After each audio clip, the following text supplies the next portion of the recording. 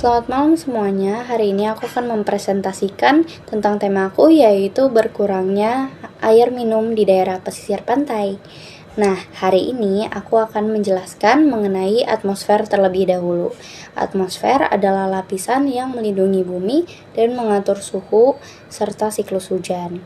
Perannya adalah menjaga keseimbangan suhu hujan, dan lapisan utamanya adalah troposfer dan stratosfer. Selain itu, ada juga mesosfer, termosfer, dan juga eksosfer. Nah, untuk perannya masing-masing lapisan, troposfer dan stratosfer itu berfungsi untuk mengatur suhu dan juga cuaca.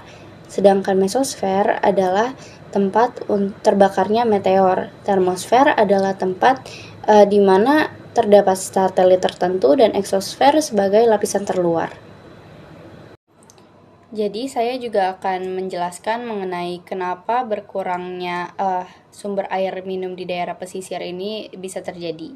Fenomena yang terjadi adalah karena perubahan iklim di lapisan troposfer menyebabkan suhu bumi meningkat sehingga melelehkan salju-salju dan membuat permukaan laut naik.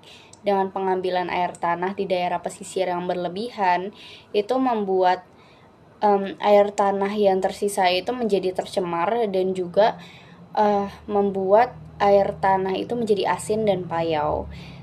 Sedangkan kita hanya bisa meminum air tawar. Karena itu, air yang tadinya bisa dikonsumsi setelah diolah menjadi tidak layak konsumsi dan akhirnya menimbulkan krisis. Selanjutnya kita masuk ke dampak dan contoh nyata.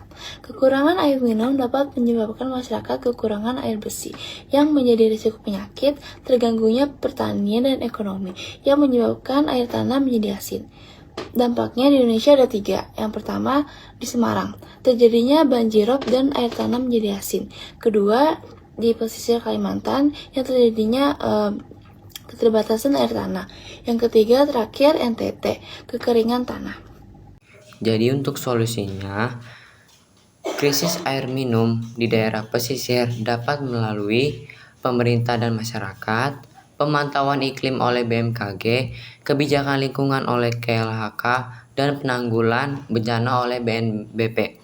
Disertai upaya masyarakat seperti menghemat penggunaan air, jalankan reboisasi terutama penanaman mangrove, mengurangi pengambilan air tanah secara berlebihan, serta memanfaatkan air hujan sebagai sumber alternatif. WK yang saya ambil terambil dari Kejadian 2 ayat 15, yang berarti kalau misalkan kita sebagai manusia itu diberi tanggung jawab untuk merawat dan melayani orang lain, serta juga melayani bumi ini dan menjaganya.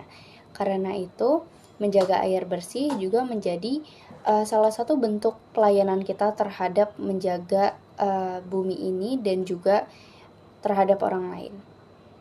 Jagalah air hari ini, selamatkan kehidupan esok. Mulailah dari hal kecil, seperti hemat air dan peduli terhadap lingkungan.